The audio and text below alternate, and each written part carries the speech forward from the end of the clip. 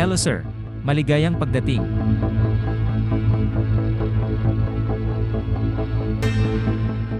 Magandang hapon po, binata. Gusto ko sana ng table, please. At wala ka bang ibang gusto? Isang basong tubig, isang handout. Hindi ko magets. Ang lugar na ito ay hindi para sa isang matandang babae. Pakiusap, umalis ka na. Pero may pera na ako, binata. Sa mga damit na ito, hindi ako naniniwala, no. Umalis ka, umalis ka. Masyado ka namang bastos. Hahanapin ko ang manager mo. Excuse me po, Chief.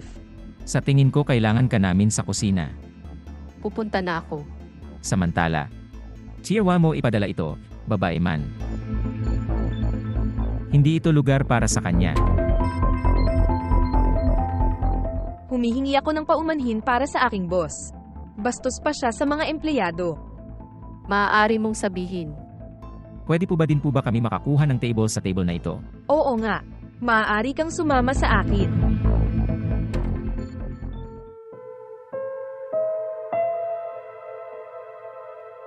Hindi ko pa lubos na malinaw na gusto kong lumabas ang ginang dito. Ngayon grab ang iyong mga bagay at maging nawala. Hindi ka ang may-ari ng restaurant na ito. Pero ako ang nagmamalasakit sa reputasyon niya. Hindi ka welcome dito. Pumunta.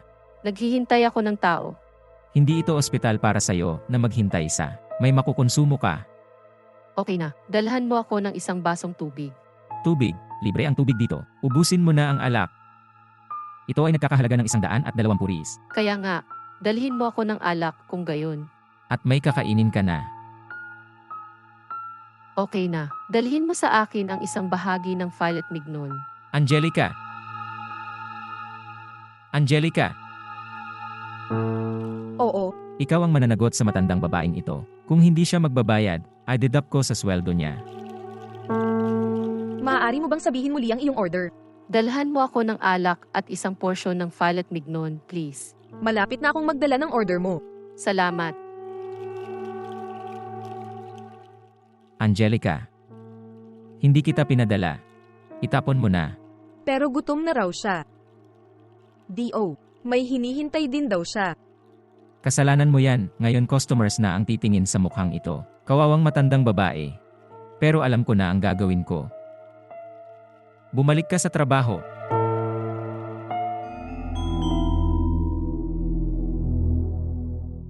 Makikita ng matandang babaeng ito. Makikita niya kung sino ang boss dito.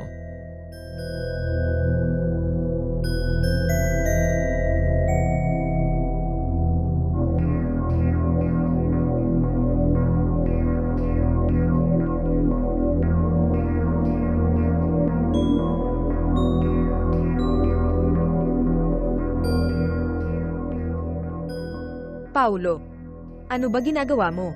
May ginagawa ako, Angelica. Alam ng magaling na manager kapag may problema. Gawin ang lahat para mawala ito. Hindi maglalakas loob ang matandang babaeng iyon na bumalik dito. Pero ano ang ginawa niya sa iyo? Pumapasok siya dito at pumapasok dala ang mga marumi at lumang damit na yon. She's gonna get out of here. Angelica. Gusto kong ipaalala sa iyo na kailangan mo talaga ang trabahong ito, kaya gawin ang sinasabi ko. Dalhin mo sa kanya.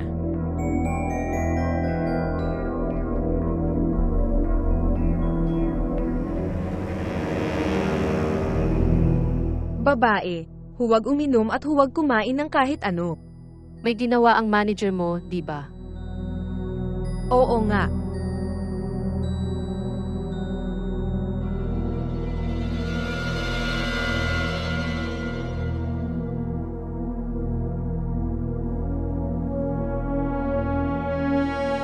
Ano ba ang gusto mo this time?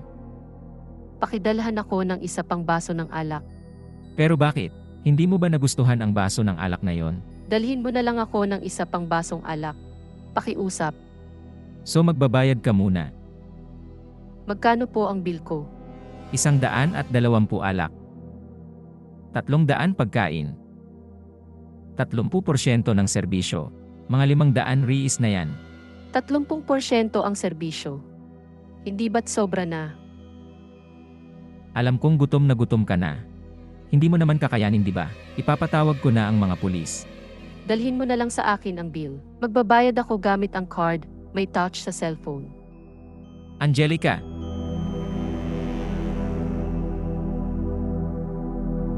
Oo. Ang ginang na ito ay nais na magbayad sa isang discarte card. Dadalhin ko ang makina. Damn matandang babae. Ipapakita ko sa iyo kung sino ako. Ma'am, pasensya na sa pagtrato ng boss ko sa sarili. Pero kailangan ko ang trabaho. Sige, dalaga na. Napakaganda ng pakikitungo mo sa akin, magalang. Hindi, walang problema. Mga hoops. Ngayon hindi ka na makakabayad. At kailangan kong tumawag ng pulis. Pero ano ba ginagawa mo? Hindi ko kaya. Payagan mo pa bang maltratuhin ang ginang? Kalahati yan ng sweldo mo. Pero hindi ko kayang payagan na maltrato mo ang ginang. Ilalagay kita sa mata ng kalye. Hindi mo magagawa sa kanya yun. Ang babaeng ito ay mabait sa akin sa buong oras. Dalhin ang iyong mga gamit at pumunta sa kalye. Ikaw naman, ma'am. Magandang hapon. Emma Roger, hindi mo ako binalaan na darating ka. May problema ako sa ginang na ito, pero nalulutas ko na. Wow ma'am, ang ginang na naman sa lumang coat na yan. Inaalis nito ang lahat ng karangyan ng ginang. Ang kubo na ito ay ikaw ang nagbigay nito sa akin. Suot ko na ito ng may pagmamahal. Lagi kasing emosyonal, di ba nanay? Ina? Anak, talagang masama ang ginawa ng manager na ito. Ano? Hindi, Emma Roger. Ito ay isang hindi pagkakaunawaan. Nalutas na nga ba? At si Angelica? Nandyan si Angelica sa kusina. May kailangan akong sabihin sa'yo. Maghuhugas ako ng kamay at nandito ako para magbigay ng balita, okay? Lady. Kailangan ko hindi mo sabihin sa akin kung ano ang nangyari dito sa anak mo. Mabuti na lang, tulad ng alam mo, nagbubukas ako ng ibang restaurants dito sa lugar. At, di na ako makapunta dito sa ganito. Kaya nga, naghahanap ako ng papalit sa akin. At hanggat, wala ako dito, nanay ko ang magiging boss mo. Anak, parang nahanap ko na yung titira. Nagbibigay sa iyo ng suporta dito at hindi na kailangang maging ako. Pero malamang si Paolo ang tinutukoy mo, di ba? Super competent siya. Ang mga ganitong klaseng tao, wala man lang akong salita. Iba na nga ba? Ano po ba ang nangyari, ma? Mr. Roger, sa lahat ng oras. Pablo, minamaltrato na niya ang kanyang ina. Kasi akala ko homeless siya. Paano ka nagkaroon ng lakas ng loob na gawin ito sa restaurant ko? Lalo pa sa nanay ko. Emma Roger, kailangan mong alagaan ang reputasyon ng restaurant. Hindi mo na maalala, di ba? Ang unang panuntunan ng restaurant na ito, mabuting pakikitungo at pagpapakumbaba. Out of my restaurant na ngayon. Emma Roger. Ayaw malaman sa labas ng restaurant ko.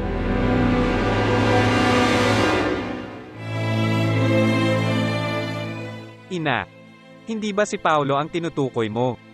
Sino ba ang pinag-uusapan mo noon? Ang tinutukoy ko ay ang dalaga na ito. Tinatrato niya ako ng maraming pagmamahal, respeto. Nagbayad ng bill ko nung manager na yan. Nasira ang cellphone ko. Hanggang ngayon hindi ako makapaniwala sa nagawa ng mga ganyang klaseng tao. Angelica, maraming salamat sa lahat ng affection mo sa nanay ko. At nasa inyo ang posisyong yan. Oo. Sigurado akong maganda ang gagawin mo dito, babae. Bukas dadaan ka sa opisina ko para pumirma ng kontrata, okay? Maraming salamat po, Mr. Roger. Ipinapangako ko na hindi kita bibit-iwan.